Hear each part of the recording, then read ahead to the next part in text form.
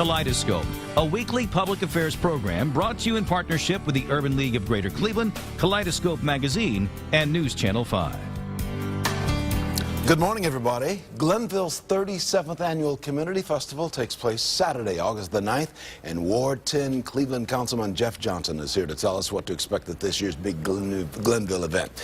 Later on, we'll hear from William Holdrip Jr. about the 2014 Leadership Retreat hosted by the Consortium of African American Organizations, KO as it's called. And on the broadcast after that, the director of the Lewis Stokes Cleveland VA Medical Center, Susan Fuhrer, is here. And she is going to be here, and she's going to talk about something special going on. Veterans are going to be saluted at the University Circle Community Festival. Good morning, everybody. I'm Leon Bibb. This is Kaleidoscope, and so we begin. Beginning with a good friend, Jeff Johnson, the councilman from the Glenville area of Cleveland, northeast side of the town. Thanks for having me again. Always good to be with it. Always good to see you. Always good to be with you. My homeboy.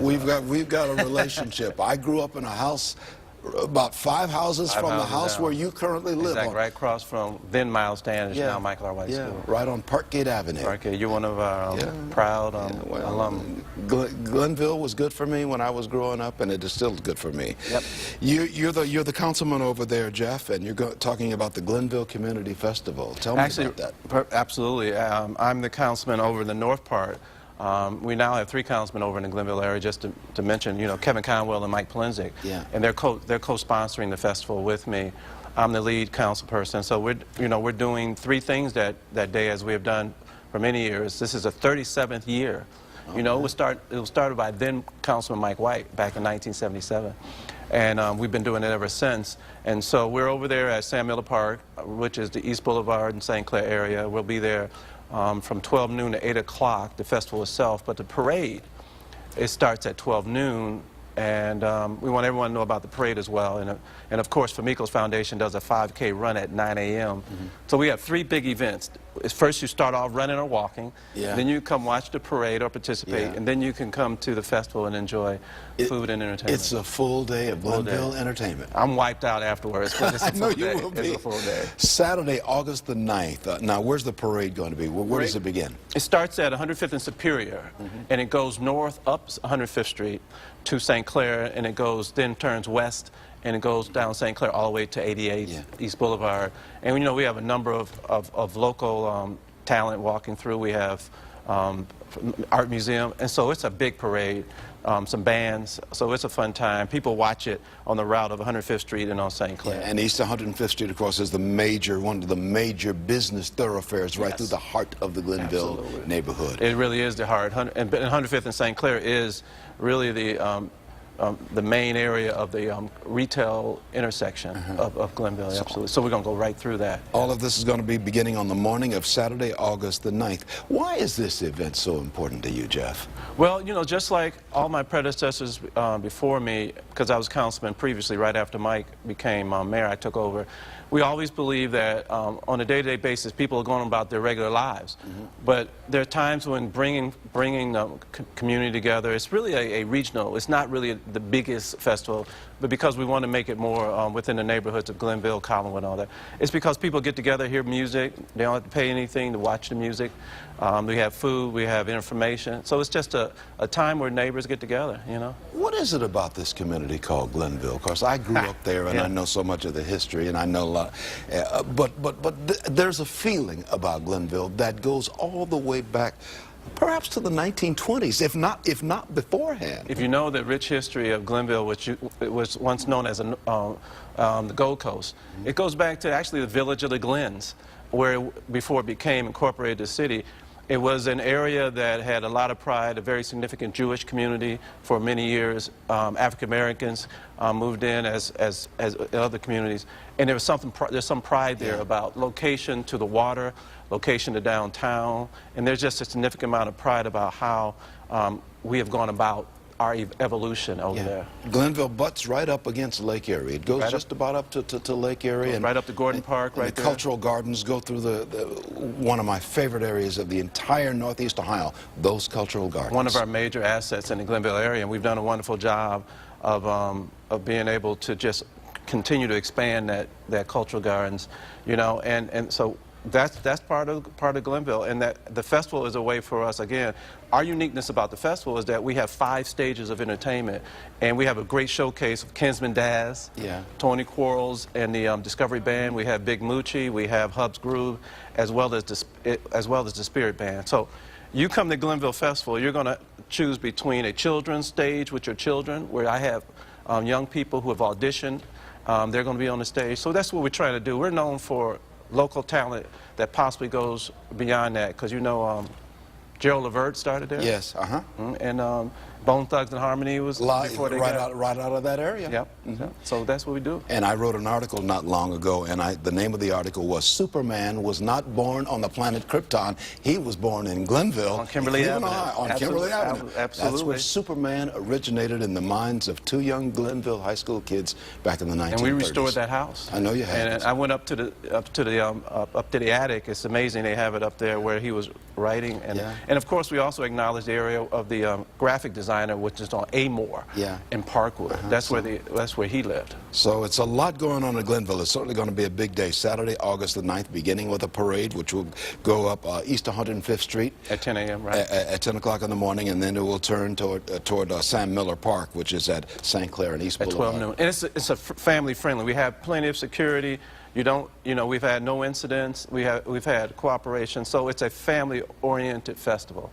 And wanted to just reiterate that. We have the senior world, we have children's world, and we have a hip-hop stage where we've had the auditions, and we have about 12 acts. Oh, great. So it's going to be good. Jeff Johnson is a councilman from Ward 10, and he's got part of the Glenville area, a longtime Glenville resident, right there on Parkgate Avenue. Absolutely. Oh, I know it well. And you will always be a tar bloodder. I will always be a tar bloodder at Glenville High School. Absolutely. GHS. Go right. Glenville. Thank you, Jeff. Thank you. Good to have you on the broadcast. I'm going to take a break. This is Kaleidoscope.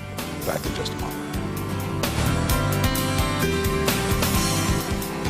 Welcome back to more of Kaleidoscope. Good to have you with us. I will tell you, we talked about that Glenville Festival coming up. One more thing Jeff Johnson wanted to add. They're going to have amateur championship boxing at the festival as well. They've got a ring set up. It'll be a real nice thing at the Glenville Festival. In the meantime, we're going to talk about the Consortium of African American Organizations hosting its annual leadership retreat scheduled for Saturday, August 2nd.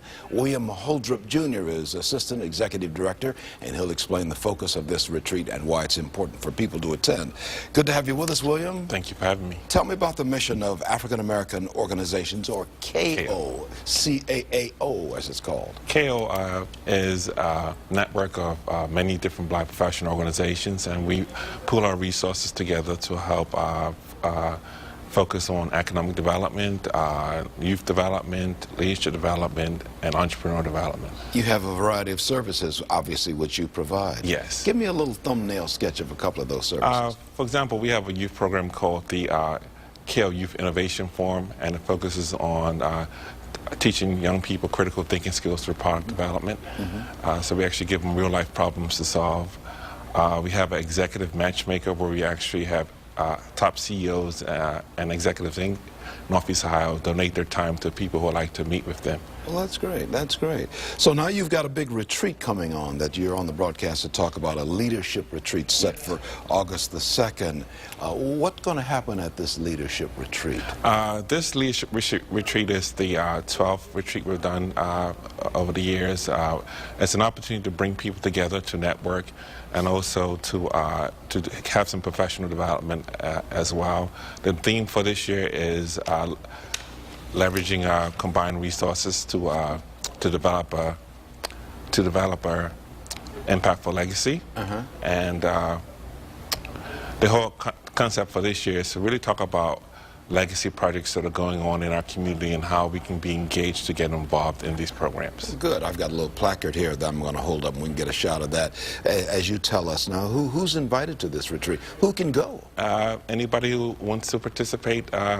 You know, we have folks as young as seniors, high school seniors, to up and up. So if you're interested in learning about getting involved in legacy projects, it's a program for you. This is to keep the ball rolling. Exactly. To keep it going. What we're doing right now, built on the past, we're looking to the future now. Exactly. With KO. This leadership retreat is going to be Saturday, August the 2nd, starts at 9 o'clock in the morning and goes to mid-afternoon, 3:30 in the afternoon, at the Gathering Place, which is on Commerce Park in the community of Beechwood, 23,300 Commerce Park in Beechwood, at the Gathering Place. That's where you're going to have it. Yes. What do you want people to draw from this leadership retreat? What are they going to walk out with when they leave? I hope that, one of the things I'm hoping that they come away with was to start thinking about what is their legacy and how they can get them. What is their legacy and how they would get involved in projects that are going on in the communities. That's really probably the two big things I would like for them to get from it. So you'll have different people from the consortium of African American organizations. Many organizations will be represented there. Is there a deadline for registration, or is there a cost? There's a cost. The cost is $40 for general admission, and we have two levels of our what we call our KO's Best Donors. Those are people actually donate to our organization. And the B level gets in at $20, and any group that's above the B level gets in at no cost. You can register online? Yes, you can. And you can go to caao.net, caao.net, or you can make a phone call and get more information on everything we're talking about if you look at that number at the bottom of the screen, which is 432-9481, 432-9481 in the 216 area code. You see this as vital, don't you? You're the Assistant Executive Director over there. Why do you see this as so vital to have a retreat where you talk about leaving legacies? Because if we want our communities to improve, we have to be part of the actual improvement. We can't just sit around and say, grumble about what's going on that's not right. We need to be part of the solution of taking action and making things happen to improve the community. Lord knows we have a lot of problems out there, and Lord knows we all hear a lot of grumbling going on. Yes. And you're saying, okay, now let's grumble a little bit, but let's get together and let's find some solutions. That's what this retreat is all about, That's I would what it's imagine. about. Yes. Yeah. How long have you been working with the Consortium of African? I've been with KO for since the beginning in 2001. What do you find thrilling about it? What do you find rewarding for you about it, William? I really enjoy helping people and connecting people to opportunities. A lot, when people ask me what I do, I say I connect people to opportunities. About how many other organizations work with you, the consortium? We have 6 other organizations. And they all fit under this umbrella called KO? Exactly. Okay. Well, many thanks. William Holt Jr. is Assistant Executive Director of the Consortium of African American Organizations. We appreciate you being on the broadcast, William. Thank you. And once again, that phone number is 216-432-9481, or you can go to caao.net, as you see at the bottom of the screen. Get more information on this event, which is going to be Saturday, August the 9th, beginning at 9 o'clock at the Gathering Place, 23,300 Commerce Park in the community of Beechwood, right behind the 44122 post office, as I recall. Good to have you with us, William. Thank you for having me. Take care and tell everybody at KO we said hi. Will do. Okay, taking a break. I'm going to be right back. We're going to talk about saluting local military veterans. I'm Leon Bibb. Back in a moment.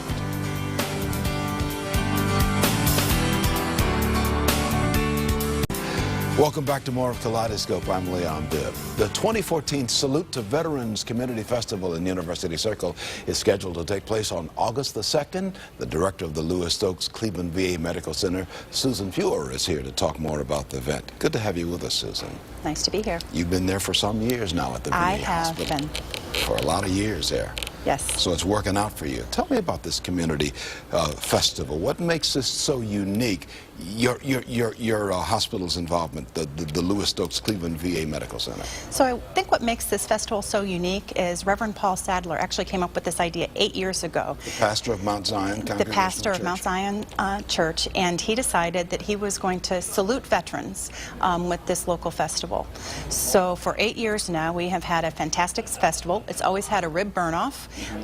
So people come from all over the community to see where the best ribs are. Yeah. We have live music, antique car show, and it is a cooperative event with the Mount Zion Church, the Lakeview Cemetery, the Western Historical Society, University Circle, and of course the Lewis Stokes Cleveland VA Medical Center. Of course, the VA hospital is located right there on East 108th Street in Magnolia, right in the heart of University Circle. Yes, it is. If you find the Art Museum and the Natural History Museum and the Western Reserve Historical Society, you're in the middle of it. The VA hospital, you can't miss it. No, you can't. Yeah. And we do have free parking. Things are going well for you at the VA hospital now? Things are going great for us at the VA Medical Center. Yeah, I know that we've had a national story about some of the troubles that the VA Center has had on the national basis. Is there anything any light you can shed on that while we're here? So I can only speak for the Cleveland VA Medical Center, and I can tell you that of the 150 medical centers in the country, we are the third largest, and we have 18 locations of care. So we have access to primary care and primary mental health within 30 minutes to 30 miles of every veteran. Yeah. And our quality is pretty darn good. If you've seen the Wall Street Journal, you can see that we were ranked one of the top VA medical centers. We have lots of things that we're doing to improve access, and in fact, we just opened an ambulatory surgery center on 89th and Superior, which will allow us to do some additional surgeries, and we were just announced to be the first VA to do destination therapy for ventricular assist device. So we'll be the only VA and the first VA for patients, veterans that have heart failure. You'll actually get a device and it will take the place of your heart. Well, good for you. We're glad of what you're doing at the Cleveland VA Hospital, taking care of military veterans. It's my honor to take care of veterans. Speaking of honor, you've got an honoree this year. You want to tell us about the honoree who's receiving this award? I would love to talk about the honoree, because the honoree is you. And sir, I'd like to thank you very much for your service. I know you were a Bronze Heart medal winner, and you served in Vietnam. And we are so very pleased to have you as our honoree. There's a little photograph of me taken in a place called Pleiku, South Vietnam, during the height of the Vietnam War, and there I am on patrol right there. And because of some of the things we did, we were able to come home alive, and that was a good thing. We are very glad to have you home, and we hope everybody else comes home alive from Iraq and Afghanistan. Well, you can count on me to be there on Saturday, August the 2nd. It really begins at 11 o'clock and goes until 5 o'clock in the afternoon. It actually begins at 10 o'clock at Lakeview Cemetery, and we are going to lay a wreath on a cemetery of a fallen veteran, and then we're going to come down through Wade Oval, and then we will begin the festivities at 11 o'clock, and they go right till 5 with bands and music and food and cars and all kinds of fun. Why do you think it's important for individuals to attend this event? Of course, I'll be there because you're honoring me, and many, many, many thanks for that, and I'll say more on that event, of course. But why is it important for individuals to attend this event? I think it's important for individuals to attend this event because we are here because of our veterans. We wouldn't be free if it weren't for our nation's heroes, and we have 500 inpatients at any given time, and about 300 of our veterans are going to be outside enjoying, and I hope the community comes and pays a special tribute not only to you but your fellow veterans for the important work that they have done to keep us safe and free in this country. Now, the Mount Zion Congregational Church, United Church of Christ, located right next door to you, is involved in this. How did you guys get together, the two organizations get together? So as I said, you know, Pastor Paul really deserves a lot of the credit. He had this idea, and we are so involved. The members of the church come over, they visit with veterans, they volunteer. Many of our veterans go to the church when they're here for long periods of time. So we just have this wonderful partnership. And as a team, we came up with this idea. It's in its 8th year, and it's absolutely fantastic. I'm going to put a phone number on the screen where people can get more information on everything we're talking about as we talk about this event taking place Saturday, August the 2nd, right there at the Lewis Stokes Cleveland VA Medical Center in University Circle. That phone number is 216-791-3800, extension 4000. You can get more information, and you can also go to cleveland.va.gov and get more information on everything we're talking about. And you can call Mount Zion Church as well, their Mount Zion Congregational Church. In our final minute, Susan Feuer, as the director of the medical center here in Cleveland, what's your message to veterans about why it's so important for them to get the care that they need here in Cleveland and elsewhere? I am so humbled to be the medical center director, and it is so important for everyone to get care. You know, our goal is to not just provide health care, but to improve the overall health of every single veteran. So whether it's mental health care, primary care, physical care, please come to the VA Medical Center. We open our arms. We see more than 7,000 patients a day, 2 million outpatient visits a year. We have 500 beds, and we are here to serve you. I want to thank every veteran for their service, certainly including you, Mr. Bibb. It is a pleasure and an honor to serve you for those of you that have served. Well, it's a pleasure to be involved with the VA, and the VA took care of me. I've got some dental work back in there, still back there. Well, if you ever need us, come back. That the VA is taking care of me, and when I certainly need the services, you know, I will be knocking on the door, asking, Thank you. Is there a doctor nearby? Always. But all kinds of everything from dental to mental to whatever. Surgery, whatever. we cover it all at the Lewis Stokes Cleveland VA. Thank you, Susan. Good to be with us. Susan Fewer, who's Medical Center Director of the Lewis Stokes Cleveland VA Medical Center. We will see you on Saturday, August the 2nd at the VA Center itself, starting at Lakeview Cemetery at 10 o'clock with a special tribute. Sounds great. Taking a break, Marsha Maccabee of the Urban League will be with us in just a moment. The Morning Exchange. That graphic means Marsha Maccabee of the Urban League of Greater Cleveland. Hey, Marsha. Hey, Leon. How are you? Fine. I'm fine. And you too? I'm doing well. Well, I heard on the last segment that you're going to be honored at this great Veterans Day event that the VA Medical Center and I appreciate that. Reverend Paul is putting on. Yeah, the VA and Mount Zion Congregational Church. That's it's very nice. That's a good thing.